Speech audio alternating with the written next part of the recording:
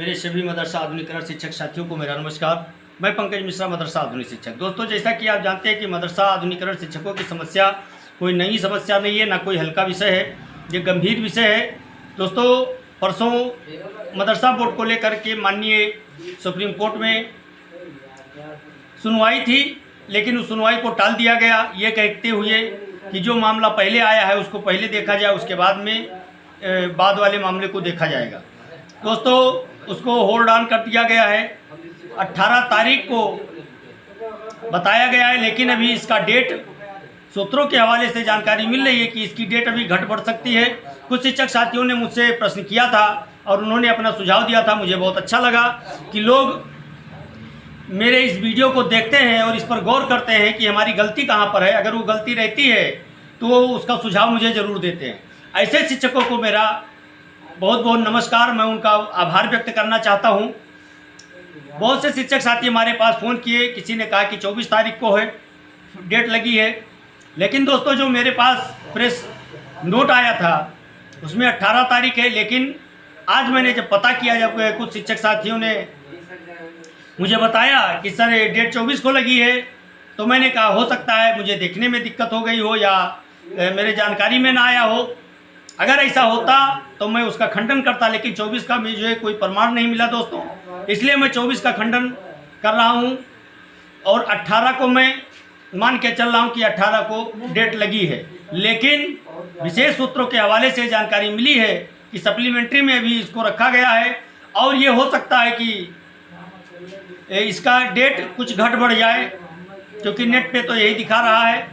और जो मदरसा board group में डाला गया है वो भी बताया गया है। संगठन से जुड़े लोगों से हमारी वार्ता हुई है, उन्होंने बताया कि अभी 18 तारीख निश्चित किया गया है, लेकिन ये डिक्लेयर डेट नहीं है, इसमें अभी घट बढ़ सकता है दोस्तों।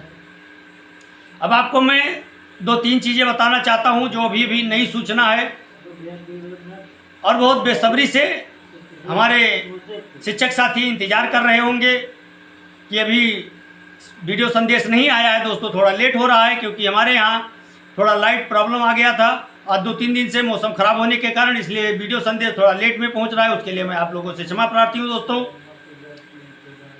मैं अपने पड़ोसी ज़िला गोंडा की बात करना चाहता हूँ। आज मेरे पास एक संदेश आया है, एक वीडियो आया है जो न्यूज़ चैनल पे चलाया गया है। वो संदेश मेरे पास है, मैं आप लोगों को इस पर अपलोड करके दिखाऊंगा। 39 मदरसों की मान्यता रद्द होने जा रही है दोस्तों गोंडा जिले में। ये बहुत नई सूचना है। इस समय पूरे मदरसा परिवार में हड़कंप जैसे मचा हुआ है। मदरसा की मान्यता रद्द कराने की होड़ मची हुई है। मेरे समझ में नहीं आ रहा है कि ऐसी क्या दिक्कत उनको आ रही है जिससे वो मदरसे को अपना मान्यता रद्द करवाना चाहते हैं दोस्तों। इसमें से 19 मदरसे मान्यता प्राप्त थे, 20 मदरसे, जिसमें से 16 का लेटर भेज दिया गया है, 4 का लेटर अभी नहीं भेजा गया है। बाकी 19 मदरसे गैर मान्यता प्राप्त थे, उनको अवैध घोषित किया गया है। तो इस प्रकार से 39 मदरसों ने मान्यता रद्द करने की अपील की है और उसमें हवाला दिया गया है कि चंदा कम आने की वजह से, चंदा ना आने की वजह से मान्यता रद्द कराने के लिए मदरसा संचालक मजबूर हो रहे हैं। दोस्तों, आपको मैं बताना चाहता हूँ, यही चीज़ मैं बहुत पहले कहा था। आपने सुना होगा मेरा वीडियो जो आज के 8 महीना पहले प्रज्ञा मिश्रा जी से हमारी डिबेट हुई थी, कई चैनलों पे डिबेट हुई थी। तो मैंने ये कहा था कि सरकार ये चाह रही है कि आधुनिकरण शिक्षकों का तनख्वाह रोक करके और उनको स्कूल से निकाल दिया जाए। और जब उनको स्कूल से निकाल दिया जाएगा तो मदरसा संचालकों को 3 शिक्षकों की और आवश्यकता पड़ेगी, और वो 3 शिक्षक उनको लाने के लिए उनके पास कम से कम 25 से 30 हज़ार रुपये खर्चे बढ़ जाएंगे। और जो चंदे से मदरसे चल रहे हैं उनको बंद करने के लिए वो मजबूर हो जाएंगे। दोस्तों, आज वो रिजल्ट आपके सामने आ रहा है। मेरी बातों को बहुत से लोग हल्की में ले रहे थे, लेकिन आज हमारे पड़ोसी जिला गोंडा से जो ये खबर आई है, ये मदरसा परिवार को विचलित करने वाली है दोस्तों। और ये जिक्र मैं बहुत पहले से कर रहा हूं कि ये सरकार का षड्यंत्र हो सकता है, और सरकार के षड्यंत्र के कारण आज मदरसों की पढ़ाई काफ़ी बाधित हो रही है। क्योंकि जो 3 शिक्षक मदरसों को मिले थे आधुनिकीकरण स्कीम के तहत, वो भी आज मदरसा छोड़ रहे हैं। क्योंकि उनके परिवार को चलाने के लिए उनके ऊपर संकट पैदा हो गया है। और ये संकट अगर पैदा हुआ है तो उसकी देन और कोई नहीं है, भारतीय जनता पार्टी की फायर ब्रांड नेता, कैबिनेट मंत्री, भारत सरकार की मंत्री श्रीमती स्मृति ईरानी, जो आज गुमनाम के नाम से जानी जाती हैं, गुमनाम हो गई हैं, उनको खोजने से भी नहीं देखा जा सकता है, वो कहीं दिखाई नहीं पड़ रही हैं। उनकी वजह से आज मदरसा आधुनिकीकरण शिक्षक दर दर की ठोकर खा रहे हैं। उनका परिवार आज अगर भुखमरी के कगार पर पहुंचा है तो कहीं ना कहीं उनका और राज्य मंत्री, जो कैबिनेट मंत्री थे राज्य के, धर्मपाल सिंह सैनी जी, इन दोनों का बहुत बड़ा हाथ है दोस्तों। मैं साफ साफ ब्लेम लगा रहा हूं, अगर मदरसा आधुनिकीकरण शिक्षक आज भुखमरी के कगार पर पहुंचा है तो इन दोनों की बहुत अहम रोल है। और आप देख सकते हैं कि नंद कुमार नंदी जी, मुख्तार अब्बास नकवी जी, शहनवाज हुसैन जी और सपा के फायर ब्रांड जो दूसरे मुख्यमंत्री के रूप में माने जाते थे, उस समय कैबिनेट मंत्री थे, आज जेलों में बिता रहे हैं। नाम उनका आप लोग जान गए होंगे, न जाने हो तो उनका नाम भी मैं बता सकता हूं, लेकिन आप लोग जानते हैं, क्या बताएं, कोई बताने का आवश्यकता नहीं है। और आज राज्य मंत्री दानिश आजाद अंसारी साहब और केंद्रीय मंत्री किरण रिजिजू जी हैं, और जिन लोगों ने मदरसा आधुनिकीकरण शिक्षकों के साथ धोखा किया, आज वो कहीं के नहीं रह गए दोस्तों। आज आप देख सकते हैं मुख्तार अब्बास नकवी जी को, शहनवाज हुसैन जी को, स्मृति ईरानी जी को आज हिंदुस्तान की राजनीति से कोसों दूर नजर आते हैं, ढूंढने से भी नहीं मिल रहे हैं। और आपको एक मैं पॉइंट वाली बात बताता हूं दोस्तों, कि जो एनसीपीसीआर की रिपोर्ट आई है उससे ये स्पष्ट हो रहा है कि सरकार को जूनियर हाई स्कूल तक ये मानने के लिए मजबूर होना पड़ रहा है कि मदरसा में आधुनिकीकरण की शिक्षा दी जा रही है दोस्तों। उन्होंने, जो सरकार ने और एनसीपीसीआर की रिपोर्ट ने सुप्रीम कोर्ट में अपना जवाब दिया है, उससे ये साबित हो रहा है कि मदरसा आधुनिकीकरण शिक्षक इतनी आसानी से उत्तर प्रदेश से गायब होने वाले नहीं है दोस्तों। मरते दम तक हम लोग लड़ाई लड़ेंगे, आखिरी जान तक लड़ेंगे, जान की बाजी लगा देंगे, जान की आहुति दे देंगे, लेकिन अपना स्कीम नहीं छोड़ेंगे दोस्तों। क्योंकि हम लोगों ने खून पसीने से बच्चों को पढ़ाया है, मेहनत किया है। हमारे मदरसे में पंखा और लाइट की व्यवस्था नहीं थी, फिर भी हम लोगों ने बहुत मेहनत करके पढ़ाया दोस्तों।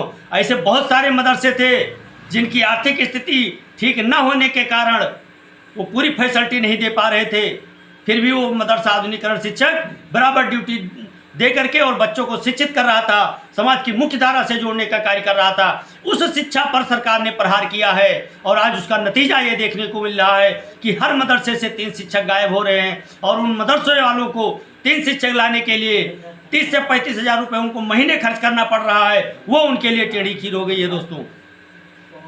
जो चंदे से मदरसे चल रहे थे, जो इलाकाई चंदे से चल रहे थे, जिनके पास कहीं बाहर का फंडिंग नहीं था, उनको आज मदरसा चलाने में बहुत कठिनाइयों का सामना करना पड़ रहा है। और सरकार का ये एजेंडा था कि आप अगर उनके जड़ पे प्रहार करोगे तो धीरे धीरे करके पूरा पेड़ सूख जाएगा। अगर जड़ काट दिया जाए तो पेड़ सूखने में थोड़ा समय तो जरूर लगेगा, लेकिन सूख जाएगा। सरकार ने वही कार्य करने का आज प्रयास किया है, उसका रिजल्ट आपको देखने को मिल रहा है। आज के 3 दिन पहले 513 मदरसों ने अपनी मान्यता रद्द करने के लिए मदरसा बोर्ड को एक नोटिस भेजा था। उन्होंने प्रार्थना पत्र दिया था, अपील किया था कि मेरी मान्यता रद्द कर दी जाए। कहीं ना कहीं फाइनेंशियल प्रॉब्लम इसमें कहीं ज़्यादा दिखाई दे रही है दोस्तों। सभी लोग चाहते हैं कि हमारे कम्युनिटी के बच्चे शिक्षित हों और समाज की मुख्य धारा से जुड़े, लेकिन सरकार की मानसिकता कहीं ना कहीं ऐसी है जिस पे आज सवाल उठ रहा है दोस्तों। कुछ मदरसों में सरकार के द्वारा ये बताया गया है कि संदिग्ध गतिविधियां पाई गई हैं। हो सकता है कि उसमें संदिग्ध गतिविधियां पाई गई हों, उस मदरसे पे सरकार कार्रवाई करे, कड़ी से कड़ी कार्रवाई करे, उसका ध्वस्तीकरण करे, देशद्रोही मुकदमा चलाए, उसको फांसी पे चढ़ा दे, कुछ भी कर दे, उससे मदरसा आधुनिकीकरण शिक्षकों का कोई लेना देना नहीं है। कभी मदरसा आधुनिकीकरण शिक्षक देश के विरुद्ध कार्य करने वाली एजेंसियों का साथ नहीं दे सकता है दोस्तों। और ये मान करके चलिए, जिस दिन मदरसा आधुनिकीकरण शिक्षा खत्म हो गया, उस दिन देश की आर्थिक व्यवस्था और देश की सुरक्षा पे कहीं ना कहीं बहुत बड़ा प्रभाव पड़ेगा दोस्तों। इसलिए सरकार से मेरा निवेदन है कि मदरसा आधुनिकीकरण शिक्षकों को उनके खोए हुए सम्मान को जो आपने बलपूर्वक छीना है, उसको आप उनको इज्जत के साथ और एहतराम के साथ उनका जो सम्मान है उसको वापस करें और समाज की मुख्यधारा से जोड़ने का कार्य करें। जो बच्चे समाज की मुख्यधारा से दूर दूर तक उनका कोई रिश्ता नहीं रह गया है, उनको मुख्यधारा से जोड़ने का कार्य करें, समाज को और वो देश को चलाने में अपना सहयोग करेंगे। डॉक्टर बनेंगे, इंजीनियर बनेंगे, लेखपाल बनेंगे, ऐसे तमाम पोस्टों पर वो जाएंगे जिससे देश के विकास में उनका कहीं ना कहीं बहुत बड़ा सहयोग रहेगा। और जब वो केवल दीनी तालीम पाएंगे तो केवल मौलवी बनेंगे, मौलाना बनेंगे, हाजी बनेंगे, काजी बनेंगे, बाकी वो कुछ नहीं बन सकते हैं। और जब वो नहीं बनेंगे तो आधुनिक विषय की उनको जानकारी नहीं रहेगी, उनके अंदर कट्टरपंथ पैदा हो जाएगा, इससे सबको खतरा हो सकता है। इसलिए मैं कहना चाहता हूँ सरकार से कि आधुनिकीकरण शिक्षक जो इस समय भुखमरी के कगार पर हैं, उनको आप उस मदरसे में रख करके और आधुनिकीकरण शिक्षा पर जोर दे रहे हैं तो उनको वहां पर ज्वाइंट करें और बच्चों को समाज की मुख्य धारा से जोड़ने का कार्य करें और समाज को शिक्षित बनाएं और देश का विकास करने में उनका सहयोग लें। लेकिन सरकार एक की गलती की वजह से सबको दोषी मान रही है, ये कहीं ना कहीं मेरे समझ से परे है।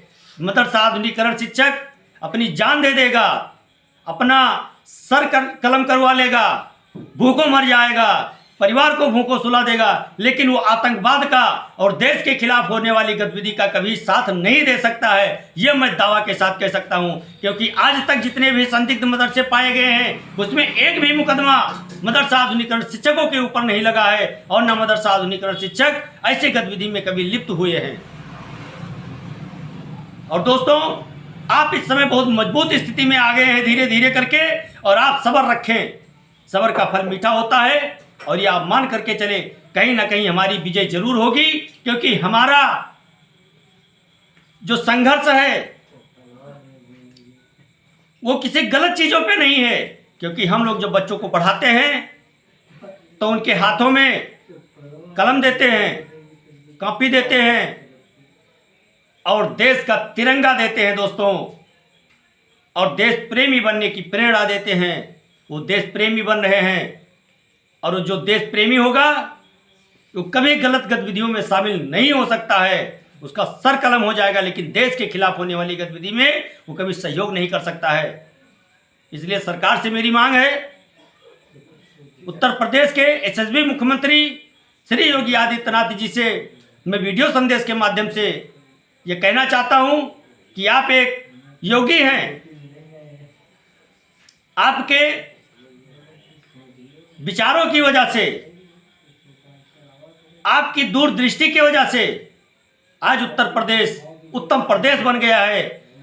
कभी उत्तर प्रदेश पे ठप्पा लगता था कि ये बीमारू प्रदेश है, सबसे पिछड़ा प्रदेश माना जाता था, लेकिन आज हर विभाग में, हर क्षेत्र में उत्तर प्रदेश तरक्की कर रहा है। लेकिन उसी उत्तर प्रदेश का एक हिस्सा आज भुखमरी के कगार पर है, उस पर आपका ध्यान क्यों नहीं जा रहा है? मैं इस वीडियो संदेश के माध्यम से आपका ध्यान उनकी तरफ आकर्षित करना चाहता हूं कि इन आधुनिकीकरण शिक्षकों के परिवार को बचा लीजिए, इनको भुखमरी के शिकार हुए शिक्षकों को आप पेट भर खाना देने का कार्य करें, इनका सशक्त सम्मान वापस करें और सम्मान के साथ इनको ड्यूटी पर जाने का आदेश दें और अपने द्वारा इनकी स्कीम को चलाएं।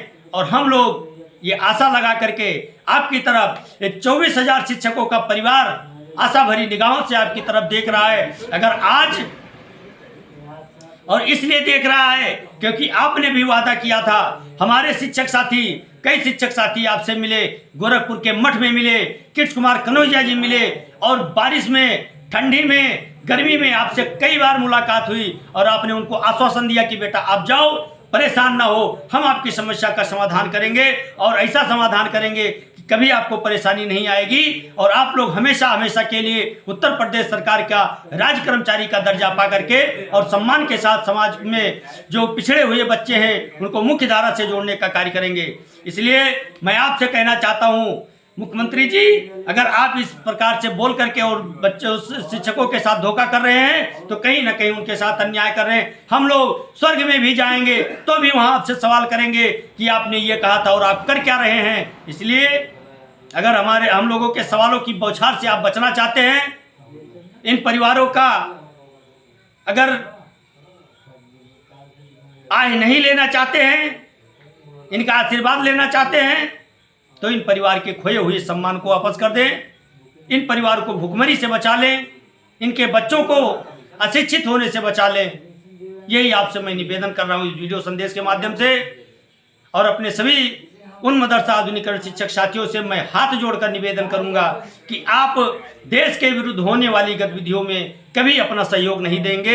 ये मुझे पूर्ण विश्वास है, क्योंकि आपके विश्वास के ऊपर मैं इस भाषा को बोल रहा हूं। दोस्तों, अगर आप में से किसी एक ने भी अगर ऐसा कर दिया तो पूरा समाज खराब होता है। इसलिए मुझे पूर्ण विश्वास है कि आधुनिकरण शिक्षक कभी ऐसी संदिग्ध गतिविधियों में शामिल नहीं हो सकता है। इसलिए मैं इतना जोर लगा करके, इतना कॉन्फिडेंस से, इतने विश्वास के साथ मैं सरकार को चैलेंज करता हूं कि मदरसा आधुनिकरण शिक्षक कभी ऐसी गतिविधियों में नहीं शामिल होगा जो हमारे देश की छवि को धूमिल करे। दोस्तों, आपको मैं बताना चाहता हूं, आप धैर्य बनाए रखें, आप विचलित ना हो, परेशान ना हो, हम लोगों का कार्य होगा।